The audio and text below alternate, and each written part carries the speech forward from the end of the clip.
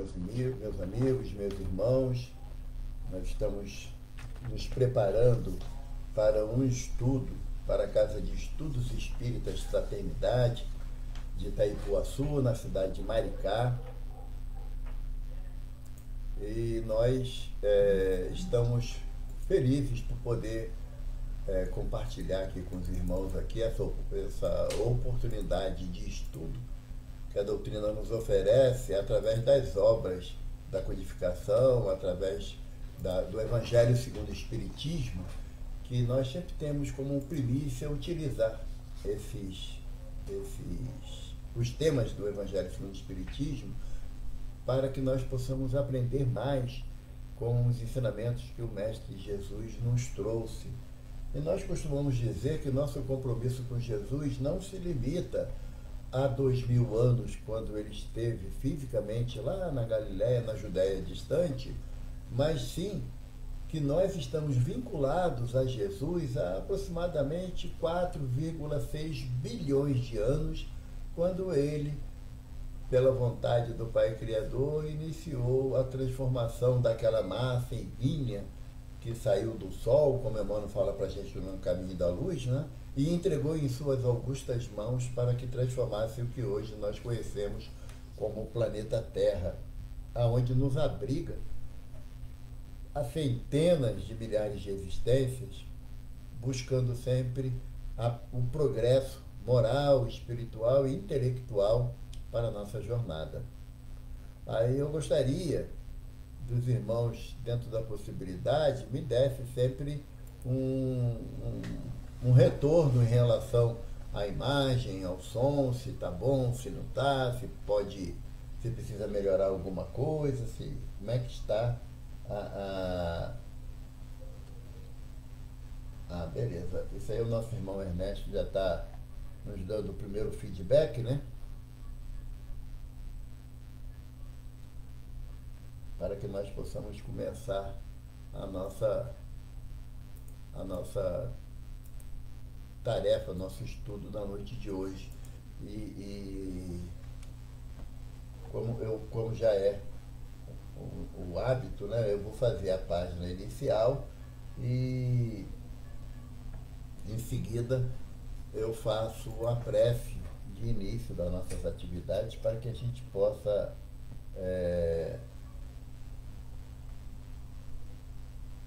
começar o nosso estudo da noite de hoje, tá certo? Estou tentando aqui acertar aqui as configurações para que possamos ter um êxito nas nossas atividades. Ok, Vaneri já deu ok, falou que está muito bom, sua imagem, né?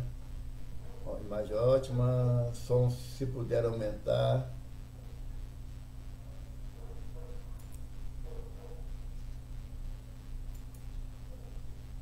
Eu não tenho como aumentar porque eu acho que o meu som aqui, deixa eu ver se eu consigo aumentar alguma coisa.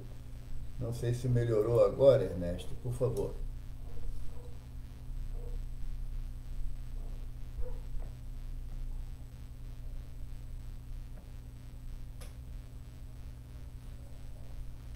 Vamos ver.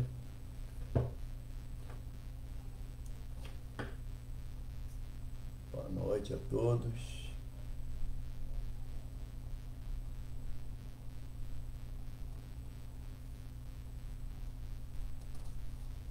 Nós, só para poder ajudar e situar os irmãos, a nossa palestra de hoje tem o título Vim vos trazer vida e vida em abundância. É uma citação que está em João, capítulo 10, versículo 10, e eu tenho que confessar que esse tema foi escolhido até por orientação do nosso irmão Vanderlei, que está conosco aí online, e é um tema que realmente nos chama a atenção para que nós possamos penetrar um pouco, de acordo com as nossas poucas possibilidades, naquilo que o Evangelho nos propõe nos ensinamentos do Mestre Jesus. Então nós estamos já iniciando a nossa tarefa e eu vou ler a página de abertura que está contida no livro Segue-me, ditado por Emmanuel, através da mediunidade de Francisco Cândido Xavier, que é o mentor da minha casa, né, do Centro Espírita Casa do Caminho Chico Xavier, aqui no bairro de Jacarepaguá, no Rio de Janeiro. E a página é a lição A Porta Divina. E está anotado assim: eu sou a porta, se alguém entra por mim, salvar-se-á. Palavra de Jesus, anotada em João, capítulo 10, versículo 9. Emmanuel comenta para nós. Nos caminhos da vida, cada companheiro portador de expressão intelectual um pouco mais alta converte-se naturalmente em voz imperiosa para os nossos ouvidos. E cada pessoa que segue à frente de nós abre portas ao nosso espírito. Os inconformados abrem estradas à rebelião e à indisciplina.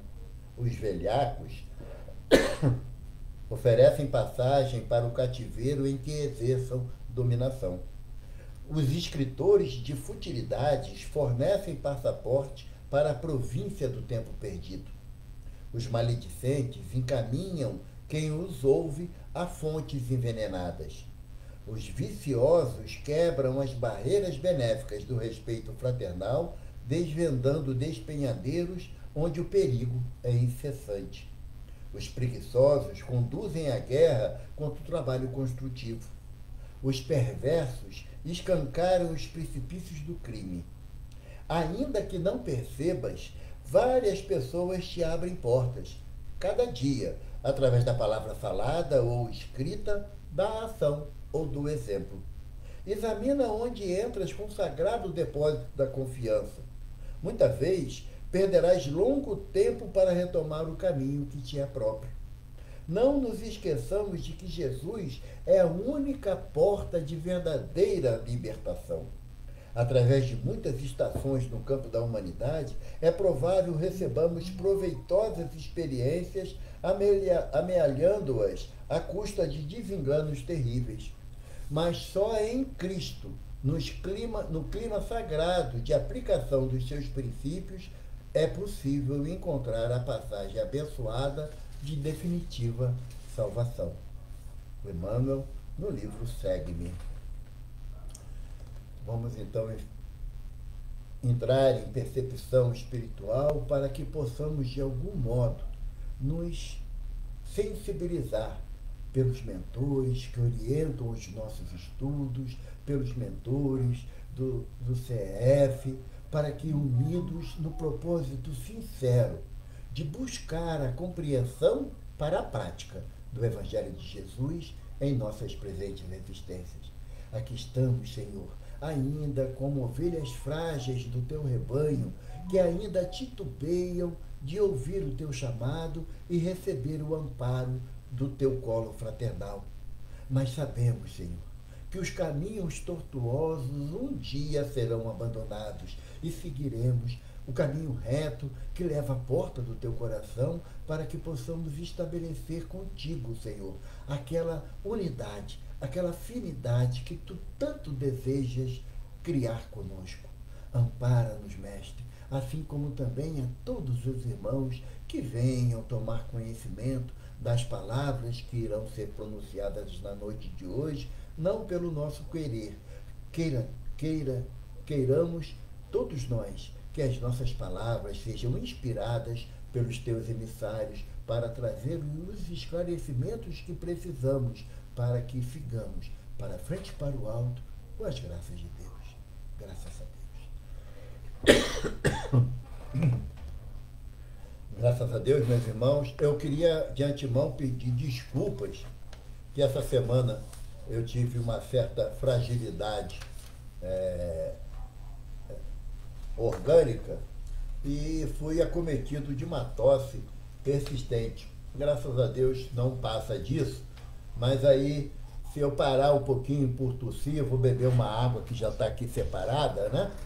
Para que a gente possa continuar o nosso propósito de trazer o tema que consta esse tema no Evangelho segundo João, no capítulo 10, versículo 10, vim vos trazer vida e vida em abundância. O interessante é que essas palavras de Jesus, no versículo 10, ela é recheada nos versículos anteriores do capítulo 10, acerca do que Jesus quis nos colocar na sua condição de pastor de ovelhas, que somos nós, as ovelhas do seu rebanho, ainda tresmalhada, ainda separada, não por vontade de Jesus, mas pela nossa inércia, de nós não estarmos, não queremos ficar no redil de Jesus, amparados pelo seu coração bondoso. Para que nós possamos compreender um pouco a ligação entre o pastor e a ovelha, da época de Jesus, lá do início da nossa era cristã, nós temos que ter uma compreensão um pouco da vida do povo hebreu, que era um povo basicamente de pastoreio, não era um povo assim, tanto ligado à agricultura, porque o terreno não era propício a isso, mas sempre que possível eram feitas as plantações, né? A agricultura era muito restrita a grupo familiar, e a maioria do povo já estava atuando na área de pastoreio. E o povo hebreu se caracterizou por ser pastor de ovelhas. E é interessante que Jesus também se apresenta nessa condição de pastor de ovelhas, e que nós somos as ovelhas do seu rebanho. E interessante que Jesus nos propõe, nesse trecho que consta do Evangelho, essa ligação tão íntima, que ele fala que o pastor, a ovelha conhece a voz do seu pastor.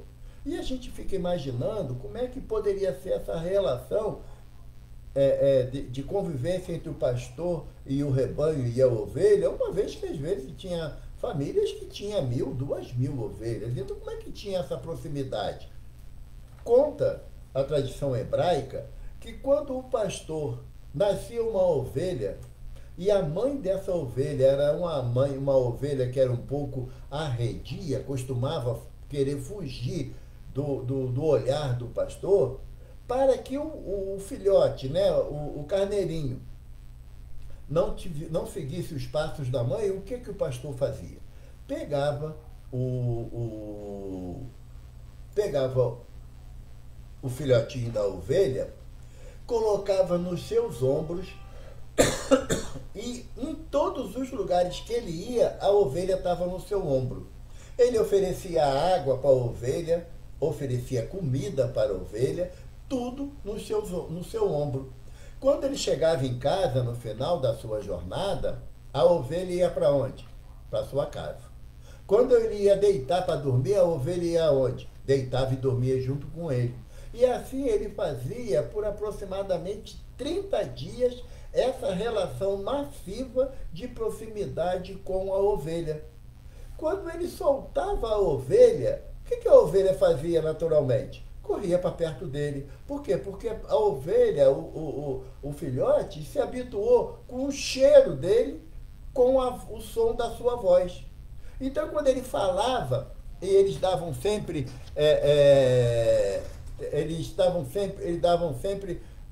nomes às suas ovelhas, né, para que facilitasse esse contato. Quando ele gritava o nome, aquela ovelha já reconhecia a sua voz, vinha correndo de onde estivesse para ficar próximo ao seu pastor. É nesse sentido que Jesus fala que a ovelha conhece a voz do seu pastor, porque realmente é uma voz que o pastor, ele habituou o animal a ouvi-la. Ele não se ateve apenas à questão de estar o animal no campo, ou no redil, ou no seu cercado, e ele de longe olhar. Não.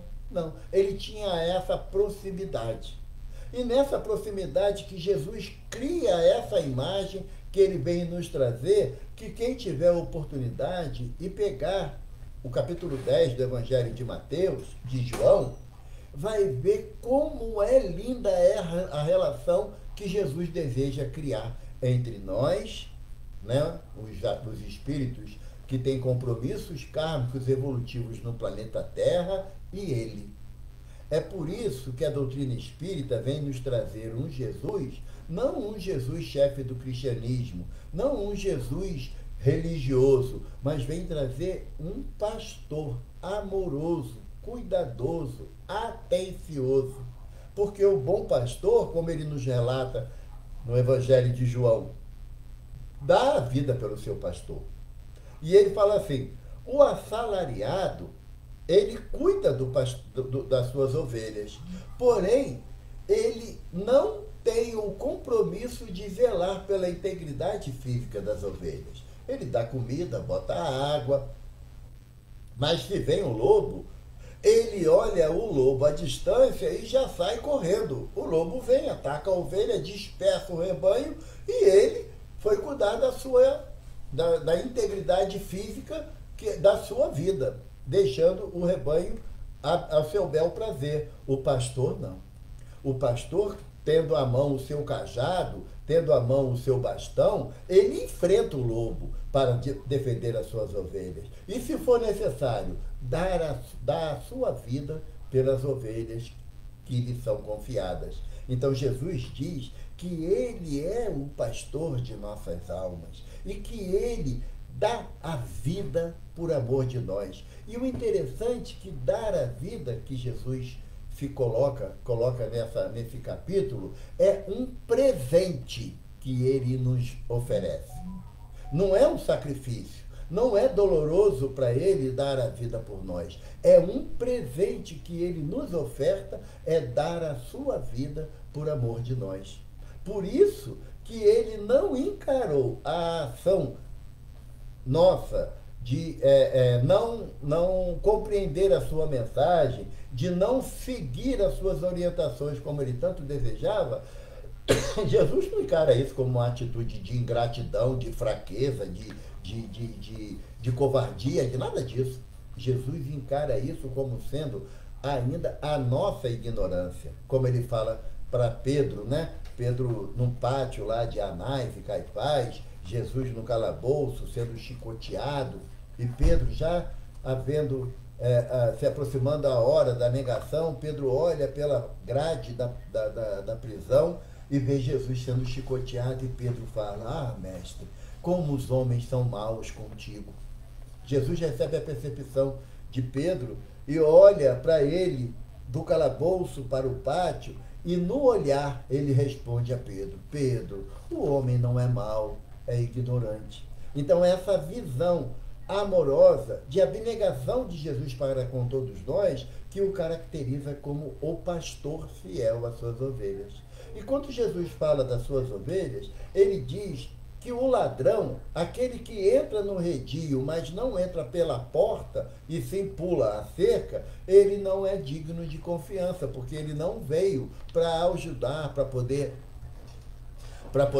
ele ser útil às ovelhas. Ele vem para subtrair a ovelha do rebanho. Ou seja, são aquelas percepções que nós temos que muitas das vezes nos tira do caminho da nossa tranquilidade de consciência, para que tenhamos momentos de euforia, não de alegria. Mas quando Jesus relata que ele, como é o pastor, ele entra pela porta do redil. Ele não precisa pular a cerca, ele não precisa quebrar a cerca para poder entrar, ele entra pela porta, e ao chamar as ovelhas, ela ouve a sua voz.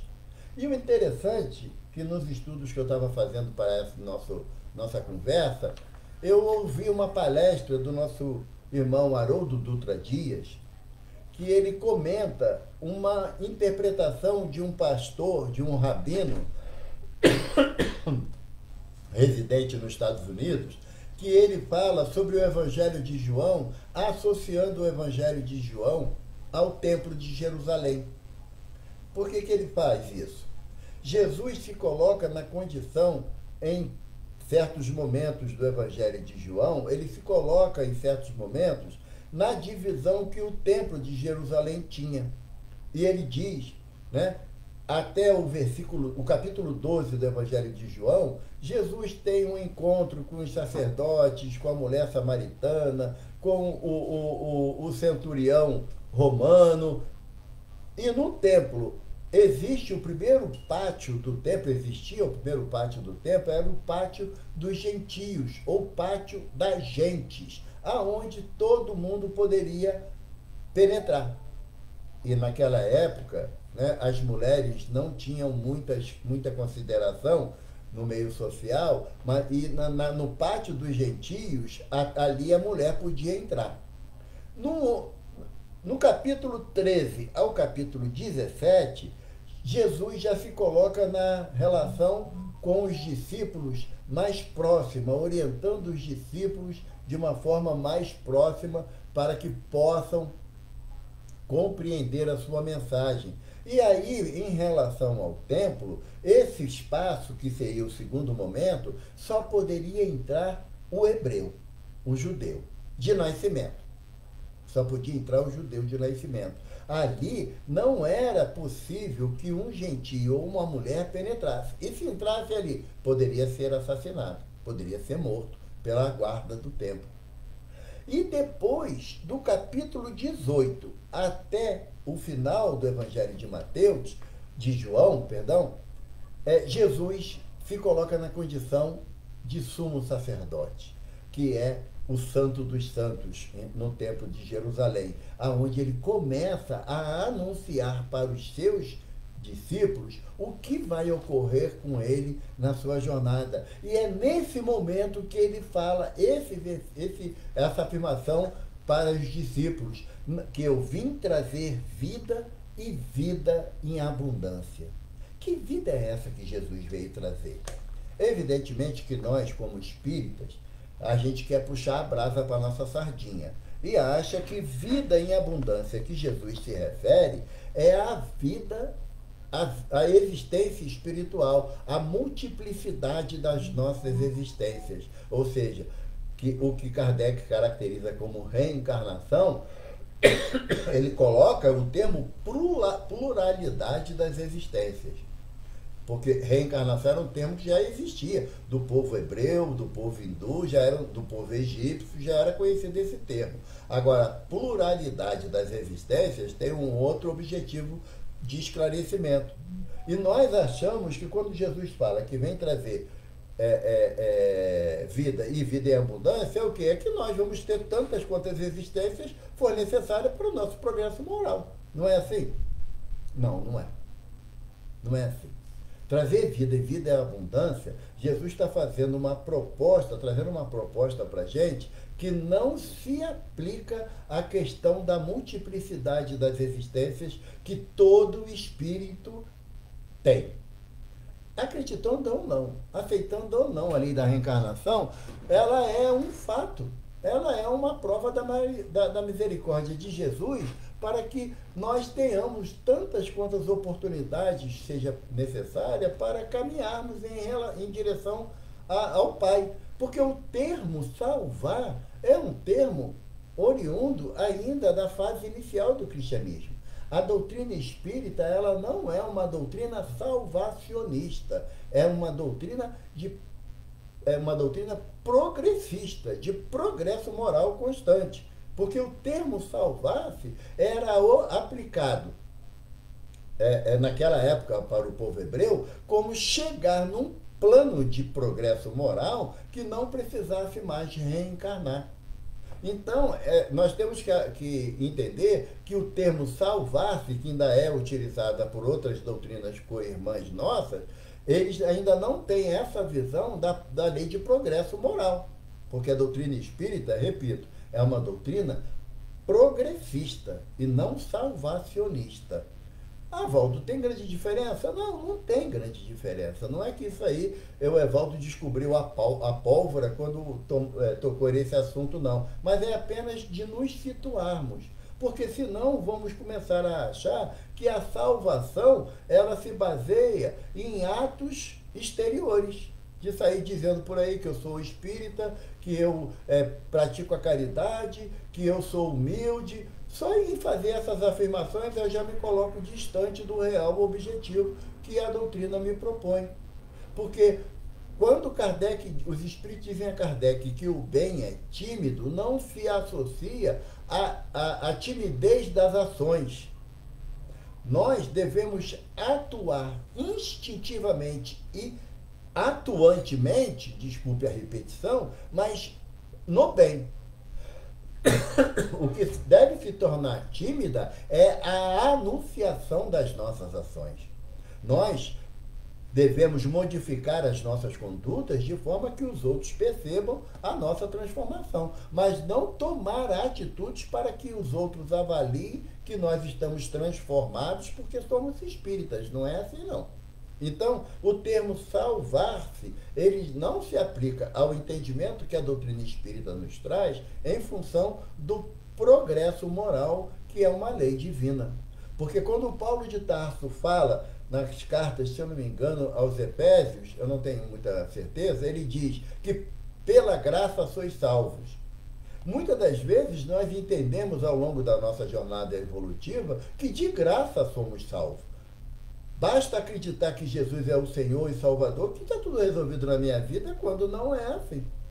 O Mestre mesmo nos propõe: se quiseres vir após mim, renega a ti mesmo, tome a tua cruz e siga-me. Ou seja, é as nossas ações no bem que vão caracterizar a minha renovação de propósito, logo vão comprovar o progresso moral que eu estou fazendo. O que o senhor Allan Kardec nos propõe no Evangelho segundo o Espiritismo, quando ele nos diz que o verdadeiro espírita é aquele que promove a sua transformação moral e pelo esforço que emprega em domar as más inclinações. Durante um bom período, nós temos dificuldade de entender o que é essa proposta do Sr. Allan Kardec. Promove a sua transformação moral. O que é transformação moral? Vai deixar de ser imperfeito para ser puro? De uma hora para outra? De um dia para outro? Não. Não é isso a proposta do Evangelho segundo o Espiritismo. A proposta do Evangelho é que, uma vez eu entrando em contato com aquilo que a doutrina espírita me propõe acerca da moral cristã, eu comece a abandonar os atos anteriores que ferem a moral do Cristo. Então, a transformação moral é modificar hábitos que me distanciava da moral que o Evangelho de Jesus me orienta, me propõe. Não é a questão de nós simplesmente, por nos tornarmos espírita, compreendermos a proposta do espiritismo, que já está resolvido, o meu passado acabou. Não, não é isso não. Não é isso não. O passado, ele sempre vem à tona no momento adequado para que nós modifiquemos as nossas condutas morais. Se eu me associava com muita alegria, com muita satisfação ao orgulho e à vaidade, com o advento da doutrina espírita, eu me proponho uma transformação, uma modificação, para que eu vá lutando contra o meu orgulho e contra a minha vaidade. Porque não é uma dificuldade fácil de ser vencida. O próprio apóstolo Paulo nos fala na carta aos Coríntios, o bem que eu desejo, esse eu não faço. E o mal que ainda habita em mim, esse eu faço. E eu acho linda essa frase, porque Paulo fala, o mal que ainda habita em mim, ou seja, a dificuldade está no meu íntimo e eu preciso transformá-la. Porque fala assim, eu tenho que acabar com o orgulho. Não, eu não tenho que acabar com o orgulho. Eu tenho que transformar o orgulho em fraternidade, em caridade.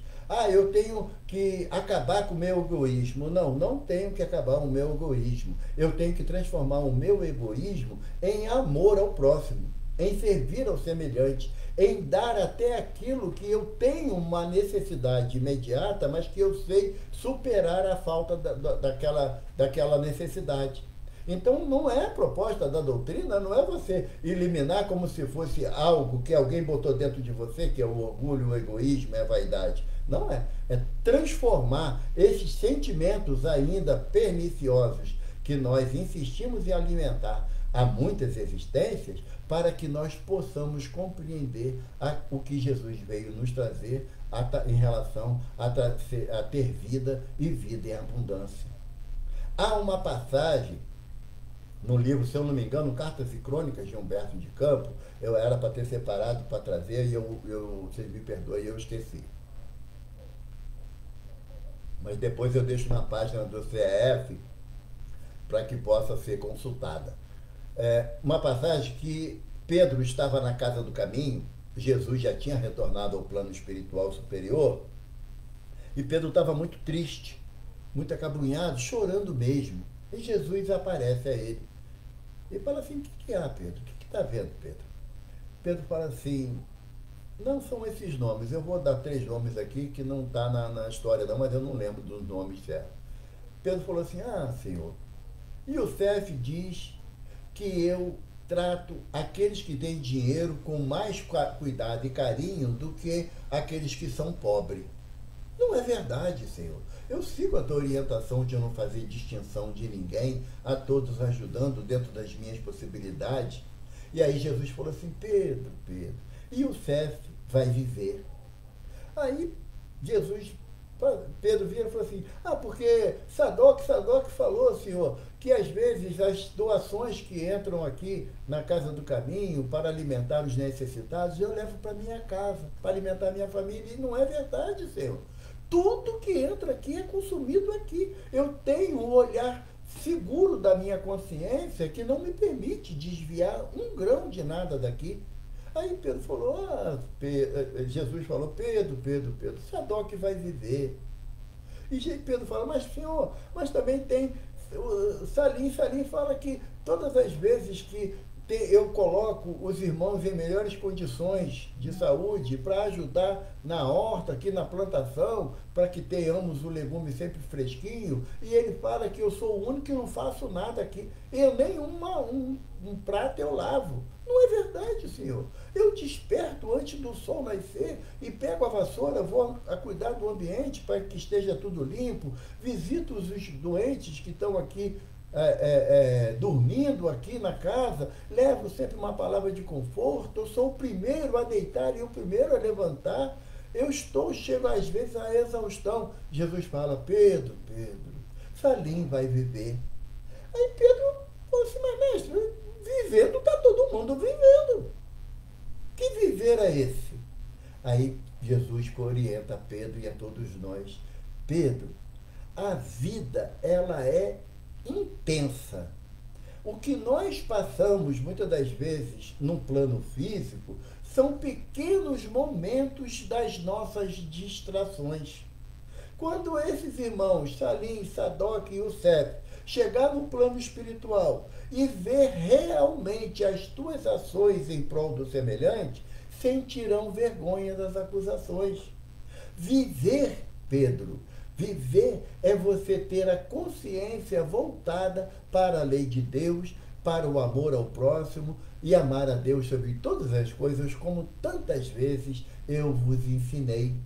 Releva, Pedro, perdoa, ampara e socorre. Porque quando você se entristece com a avaliação de alguém sobre você, perde tempo na lamúria e enrijece a mão no auxílio àqueles que realmente necessitam. Viver a vida intensa que Jesus nos traz é viver de acordo com as leis de Deus. Viver de acordo com as leis que, como nos dizem os benfeitores na questão 621 do Livro dos Espíritos, é onde Deus colocou a lei de Deus, a sua lei em cada um de nós, é onde que ele colocou? Na nossa consciência. Então, a vida em abundância que Jesus veio nos ofertar é em relação à vida espiritual, mas não no processo reencarnatório, mas sim de como nós vamos nos portar quando retornarmos à pátria espiritual. Porque todas as vezes que Jesus se referia à vida espiritual, ele falava o quê? Aquele que perseverar até o fim ganhará a vida eterna. O meu reino não é deste mundo. Se fosse desse mundo, eu teria aqueles que me defenderia. Mas o meu reino não é desse mundo. Nós não podemos associar vida e vida em abundância com possibilidade reencarnatória. Não é isso a proposta de Jesus para todos nós, para cada um de nós. Jesus não quer que nós estejamos na ciranda da reencarnação de forma indefinida, não. Quem quer isso somos nós. Quando não associamos os ensinamentos do Evangelho à nossa transformação moral. que é a proposta essencial da doutrina espírita, é a transformação moral. É o esforço que empregamos para domar as más inclinações. Então, quando se refere em vida e vida em abundância, é a oportunidade da eternidade que Jesus veio nos trazer.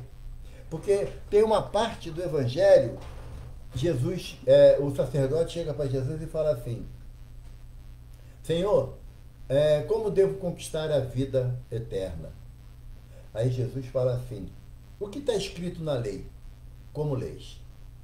Aí o sacerdote responde: amarás a Deus sobre todas as coisas, de todo o teu coração, de todo o teu entendimento e de toda a tua alma. Jesus falou: disseste bem. Crês que Deus é Deus de Abraão, de Jacó e de Isaac? Claro, senhor, claro, claro. Deus é Deus de Jacó, de Abraão e de Isaac. Está escrito lá e nós acreditamos plenamente disso. Aí Jesus falou: Deus é Deus de vivos e não de mortos. Essa frase de Jesus já seria o suficiente para tirar qualquer dúvida do nosso coração em relação às possibilidades de vida futura que Jesus nos oferece. Só essa frase do Mestre. A vida que Jesus vem nos propor é a vida da imortalidade. Nós temos um período ainda muito próximo de assimilação de vida e morte. E eu gostaria de fazer uma pergunta, embora vocês respondam em pensamento, porque assim, o Facebook ele tem uma plataforma que permite a gente ler pensamento, né? Então, qual é o oposto de vida? Alguém sabe me dizer? Ninguém consegue responder porque não tem oposto de vida. Tem o oposto da morte. Qual é o oposto da morte? O nascimento. Quando você nasce, você está se opondo à ideia da morte quando terminou a outra existência. Mas vida não tem antônimo. A palavra vida não tem antônimo, porque a vida é contínua. A vida é eterna, imortal. Nós, quando passamos por diversas fases no processo evolutivo do princípio espiritual, experimentamos o fator morte, mas não encerramos a nossa jornada de aquisições espirituais, mesmo como princípio espiritual. E quando nós chegamos na condição de espírito, princípio inteligente do universo, como nos dizem os benfeitores, através do Livro dos Espíritos, aí nós somos detentores da vida eterna, da vida imortal. A pegadinha é um pouquinho só, marido, não é uma pegadinha que eu também caí nela também. Então a gente tem que aprender assim, né? A gente aprende e passa adiante. Né? Que nem tem uma outra pegadinha, quer ver? Eu vou falar para vocês, perguntar a vocês, que eu gosto muito dessa pegadinha também. Isso aí, se puder escrever ali no chat, e quando responderem eu comento. Eu gostaria que vocês me ajudassem. Que dia, mês e ano nasceu Allan Kardec? Eu vou avisando, é uma pegadinha. Quem disser responder certo, eu vou falar também. Então, a nossa visão de morte, ela está atrelada ao nosso sentimento de finitude em relação à vida física. Porque todos nós encarnamos e temos um período certo de que nós iremos permanecer nesse plano físico, com um corpo que o Senhor Deus nos favoreceu, mas tem prazo de validade. Quando nós nascemos, o Rossano Klinger fala isso, né, numa palestra dele. Quando nós nascemos, que hoje as crianças nascem na maternidade, né? Na minha época era dentro de casa mesmo, a criança recebe uma pulseira onde tem o nome da mãe e a data de nascimento, não é assim? Ali também tem a data de desencarne. Mas na hora que a enfermeira pega a criança para entregar para a mãe, ela paga essa data. Então a gente não sabe quando é que nós vamos desencarnar. Mas iremos desencarnar. Mas desencarnar não é morrer. Há uma diferença bastante gritante sobre isso. Por quê? Porque morrer é o esgotamento do fluido vital que anima o corpo que nós estamos habitando. Isso é morrer. Isso é morrer. Que é o fim do corpo físico. Mas não é o fato do meu corpo morrer que eu morro também. o princípio inteligente, o ser consciente, eu não vou findar a minha jornada com o fim desse corpo que hoje me serve. E eu agradeço muito a Deus essa oportunidade de ter esse corpo. Quando eu deixo esse corpo na figura da morte física, a minha consciência, eu continuarei a existir, continuarei a minha jornada. Isso é desencarnar. Eu desencarnarei, o meu corpo morrerá. É por isso que Emmanuel, no Caminho, Verdade e Vida, ele nos fala que é muito comum a morte para todos, mas poucos conseguem desencarnar com facilidade, que é deixar a vida física. Enquanto nós não nos distanciarmos das questões físicas, nós teremos também dificuldade de entender o que é vida e vida em abundância. Porque a vida que Jesus nos promete, que ele nos promete não, ele nos oferece, porque é uma realidade, é a vida espiritual. É seguir a nossa jornada no plano espiritual a caminho da luz, parodiando o livro de Emmanuel. A caminho da luz. Nós vamos numa jornada constante. Muitos de nós, nas oportunidades que nos foi dada de várias existências anteriores, não quisemos aproveitar as chances que o plano espiritual nos oferece. Nesse momento, nesse período que nós estamos na Terra, fisicamente no plano Terra, é um momento de ouro. Um momento de ouro. O Vanderlei já sabia da resposta e escreveu ali na publicação do Livro dos Espíritos. Então, quando foi que foi publicado? Quero dia, mês e ano, Vanderlei. Não é só essa frase aí, não. Agora eu quero dia, mês e ano, para ver se você sabe mesmo, ou você chutou. Essa nossa visão de continuidade da vida é que deveria nos alegrar, nos dar a esperança da continuidade de tudo aquilo que eu vivi na matéria sem a matéria. Porque nós ainda estamos atrelados de que, eu acho interessante, às vezes eu chego e falo assim, ô fulano, e seu pai? Meu papai morreu. É mesmo? Papai morreu? Papai morreu, já tem uns 2 anos, papai morreu. Eu não consigo entender essa nomenclatura que os espíritas dão para aqueles que nós amamos, a Maristela disse que sabia da resposta, que eu já fiz essa pegadinha com ela também. Aqueles que nós amamos, eles não podem estar atrelados a uma ideia de finitude. Eu vejo, e às vezes eu acompanho algum irmão a entregar o seu corpo à terra, lá no cemitério, e é comum a pessoa falar assim, papai foi enterrado ali, papai está enterrado ali, a mamãe está enterrado lá. Como assim? Seu pai e sua mãe estão no cemitério? Você não é um espírita que acredita na continuidade da vida? Que a vida que Jesus nos oferece, a vida em abundância, não é essa vida aqui que tem prazo de validade, que nem já falei, é a vida espiritual. Eu tenho que me preparar para o retorno à espiritualidade, porque é inevitável. Os benfeitores, Kardec pergunta aos benfeitores, na pergunta 651, se a fatalidade ela existe. E aí os benfeitores falam o seguinte, em relação à vida material, a fatalidade existe em 2 momentos, o nascer e o morrer. Porque uma vez que você entra no útero materno, a fecundação do óvulo, se tudo correr como planejado, né, você vai nascer no período de 9 meses, não é assim? Agora, quando chegar no período já do 9º mês, que já está tudo certo para nascer, o espírito vai falar assim, não, eu quero ficar aqui dentro mais 1 mês, porque aí fora está muito complicado as coisas, tem Covid, tem tudo aí fora, um calorão danado, não, aqui dentro do útero da mamãe está mais tranquilo, mês que vem eu nasço. Pode falar isso? Não, porque aí faz uma cesárea, tira ela quase na marra lá de dentro da criança. Depois não entende porque a criança chora quando nasce, né? Então, esse momento é um fatalismo, como também o momento do desencarne.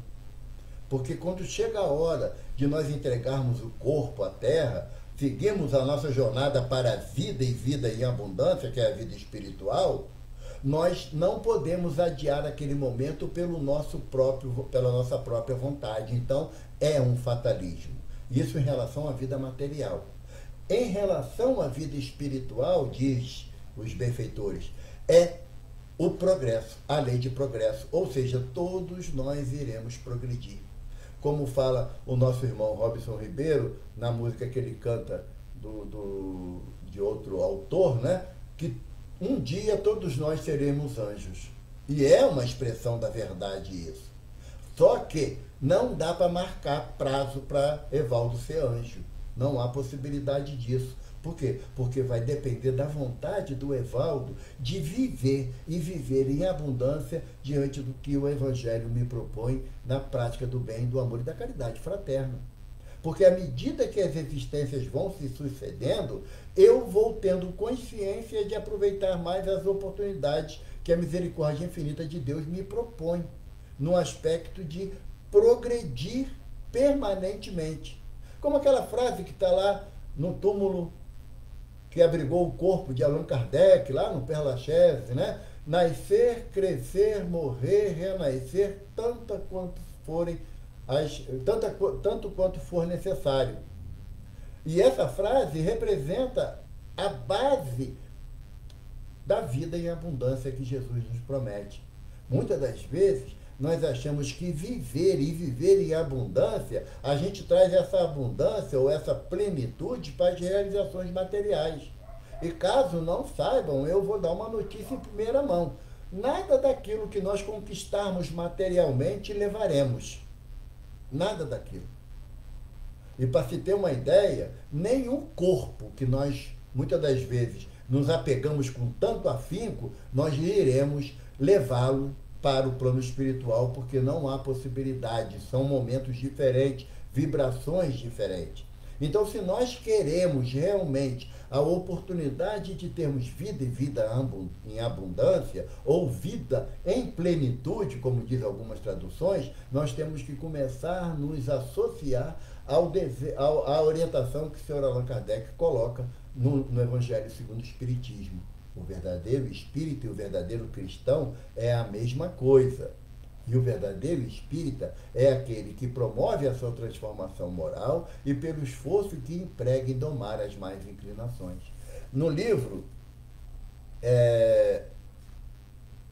Palavras de Vida Eterna, Emmanuel tem uma mensagem que ele fala assim para a gente. O título da mensagem é Existimos. E ele comenta essa passagem de João.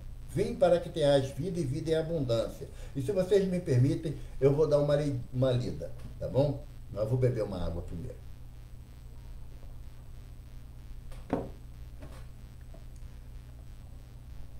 Emmanuel comenta para a gente da seguinte forma. Existimos. Existem todas as criaturas saídas do hálito criador. A pedra existe, a planta existe, o animal existe. Existem almas nos passos diversos da evolução e em sentido espiritual. No entanto, viver é algo diferente de existir. A vida é a experiência digna da imortalidade. A vida é a experiência digna da imortalidade. Há muita gente que se esfalfa, perdendo saúde e possibilidades em movimento vazio, quando não se mergulha nas tramas do mal, entretecendo reencarnações dolorosas. Há muita gente que destrói o próprio cérebro, escrevendo sem proveito, quando não expressa o pensamento para inspirar negação e crueldade, entrando em sofrimento reparador. Há muita gente que aniquila as horas, falando a esmo, quando não se utiliza do verbo para ferir e enlouquecer os semelhantes, adquirindo débitos escabrosos. Há muita gente que pede essa ou aquela concessão para frustrá-la em atividades sem sentido, quando não a maneja em prejuízo dos outros, criando lágrimas que empregará longo tempo para enxugar. Todos esses agentes da inutilidade, da delinquência, existem como todos nós existimos. Observa assim o que fazes. O berço confere a existência, mas a vida é obra nossa. A vida é obra nossa. Então, todos nós que estamos na experiência, no corpo, no plano físico hoje, todos nós existimos. Todos nós saímos do ventre de nossas mães. Isso aí, a Rogéria respondeu direitinho, 18 de abril de 1857. Isso mesmo. Antes era Denizar, Rivaio, Hippolyte, Leon, Denizar, Hippolyte, gente, eu me enrolei agora, desculpa. Denizar, Leon, Hippolyte, Rivaio, que nasceu a 3 de outubro de 1869. Esse dia quem nasceu foi Rivaio. Kardec foi em 18 de abril de 1857, quando ele passou a adotar o codinome Allan Kardec, né? Como está lá em Obras Póstumas, que Zéfiro lembrou a ele esse nome que ele teve lá na época dos druidas. Então, a nossa relação, a partir do momento que nós somos gerados no ventre de nossas mães e nós nascemos, nós passamos a existir. Agora, viver vai depender de como nós vamos aproveitar as oportunidades. E deseja o plano espiritual que nós aproveitemos de tamanha monta, porque quando nós ouvirmos de Jesus que nós vamos viver, nós estamos associando que esse viver que Jesus nos propõe é em relação à vida espiritual, e não à roda da reencarnação. É aquele, quem leu o livro Paulo Estevão, vai lembrar, lá no final do livro, no ano já de 69, né, da era cristã, quando Paulo é condenado à decapitação e que é cumprida a sentença, Paulo se percebe fora do corpo, pelo desencarne, pela morte, né? Ele se percebe fora do corpo, mas ainda sem a visão. E ele escuta passos. No que ele escuta passos, ele identifica: Ananias, é você, Ananias. Por que Ananias? Quem lê o livro lembra que quando ele, às portas de Damasco, Jesus teve aquela visão gloriosa e ele entrou na cidade de Damasco cego, Ananias que foi lá e devolver a visão a ele. E quando ele encontra-se naquela situação, no plano espiritual, mas também cego, e ele percebe a presença de Ananias, o seu mentor espiritual, o seu protetor, Ananias fala para ele: Paulo, outrora eu te devolvi a visão para tu ver o quanto importava sofrer por amor a Jesus. E agora eu te devolvo a visão para que tu veja a vida no plano dos redimidos. Olha que bonito. Olha que lição maravilhosa que nós temos na figura de Paulo de Tarso, quando ele chega, Paulo de Tarso, gente, eu não estou falando de Evaldo, entenda, Paulo de Tarso, que durante 39 anos da sua existência física se dedicou totalmente a Jesus. Apanhou, foi preso, chicoteado, escorraçado, fome e frio, naufragou 3 vezes, picado por cobra, mordido por cachorro. Mas o amor a Jesus foi superior a todas as suas agruras que passou. E chega no plano espiritual sem a visão. E é necessário que Ananias venha para dar a ele um novo sentido de visão da vida espiritual. É essa vida espiritual, gente, contínua, maravilhosa, que Jesus vem nos ofertar. Vocês lembram, quem leu o livro Nosso Lar, André Luiz, naquele período que ele passa no umbral, em sofrimento permanente pelas suas ações, né? E quando ele, resgatado pelas mãos boníssimas de Clarencio, que ele chega em Nosso Lar, que ele chega dentro das muralhas de Nosso Lar, aquele ar balsâmico que ele respira, aquela atmosfera diferenciada que ele percebe, o aroma das flores, coisa que ele não percebia, não tinha isso na região umbralina. E ele pergunta a Lísias: por acaso cheguei no céu dos eleitos? E Lísias fala: não, meu irmão, estamos numa colônia espiritual atrelada ainda ao plano físico da Terra. Nosso lar. Mais adiante no livro, ele é levado durante o sono, que é interessante que ele relata assim, deixando o corpo grosseiro em casa de Dona Laura, me vi levado a regiões de uma beleza estonteante. É onde ele vai em Aurora Nova, que é a colônia espiritual que a mãe dele habita, né? Em Aurora Nova, acima de nosso lar. Aí ele falou, aqui então é o céu, eu quero ficar aqui. Ô mãe, eu não quero voltar para nosso lar não, vou ficar aqui contigo aqui. Aí sabe o que a mãe dele fala? Não, meu filho, aqui não dá para você ficar não, porque você ia achar a vida aqui entediosa. Por que entediosa? Porque as nossas associações de felicidade e de vida estão atreladas a isso aqui, ó, a corpo físico. A gente não consegue ainda perceber e entender que Jesus nos veio trazer o conhecimento que o seu reino ainda não é desse mundo.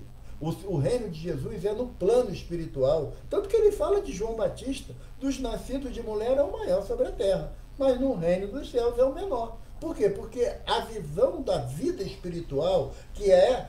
Eu não gosto do termo de vida verdadeira ou vida real, não, que dá a impressão que essa vida física aqui é algo fictício quando não é verdade. O plano espiritual é o plano das realizações imortais. E é esse plano de realizações imortais que Jesus veio nos ofertar com a vida e vida em abundância.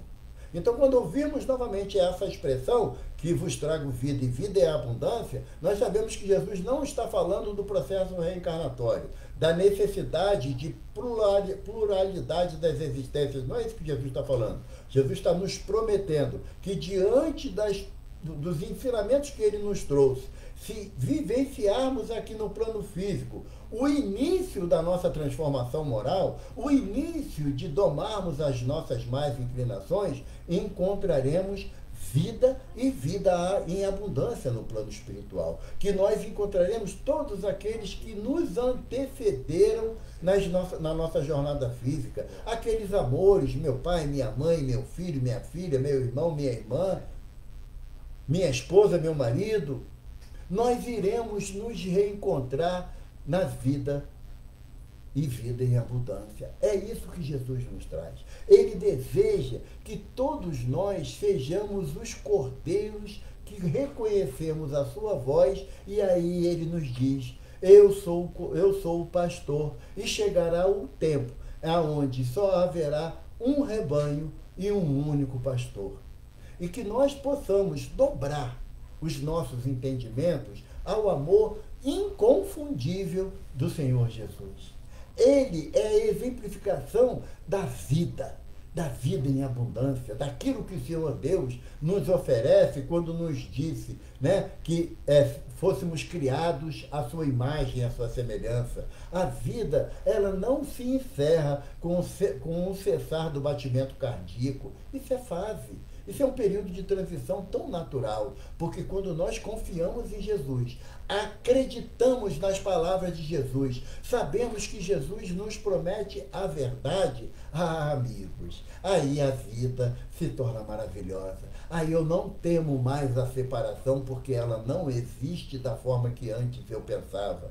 Porque o meu amor, aqueles a quem eu amo, não estão sepultados numa tumba fria e esquecidos. Não. Deus não é Deus de mortos, Deus é Deus de vivo. E é essa vida que Deus nos oferece que Jesus veio nos trazer, e vida em abundância. Graças a Deus, nós sempre agradecemos, que temos a certeza pelas nossas fragilidades, que a espiritualidade sempre nos abraça, nos envolve carinhosamente para que nós possamos passar os sentimentos mais próximos daquilo que os amigos espirituais desejariam nos esclarecer. Evidentemente, ainda como ferramenta rombuda que nós somos. Temos um amigo espiritual que nos é um mentor que nos ampara permanentemente, chamado Glicério Pires, que ele sempre nos ensinou que a ferramenta boa é aquela que tem à mão. Eu gostaria muito que o CF, que irmão Átimo, Gecal, o Gelve, o Gelque, as casas de Maricá tivesse uma ferramenta melhor para poder falar do Evangelho. Mas eu sempre me coloco à disposição, porque condição eu nunca tenho, mas Jesus há de completar as nossas deficiências. Muito obrigado a todos, do fundo da minha alma, do fundo do meu coração, a oportunidade de estarmos reunidos. E agora, com a permissão de todos, nós vamos fazer a prece de encerramento e que sejamos amparados, né? Sentindo as vibrações amorosas desses amigos que incansavelmente nos amparam, nos apoiam, nos estimulam a caminhar para frente. E é nesse sentido de gratidão a tantos irmãos que, vencendo a barreira das nossas dificuldades, nos intui, nos envolve para que falemos aquilo que vai cair na nossa alma, para que possamos compreender as palavras do Senhor Jesus, para que possamos ainda que vagamente nos transportarmos à praia de Cafarnaum, olhando a casinha simples de Pedro, aonde Jesus se abrigava, que ao sair na aurora do dia de dentro da casa de Pedro, já percebe o quanto de nós esperávamos ansiosamente pela sua palavra, pelos seus ensinos.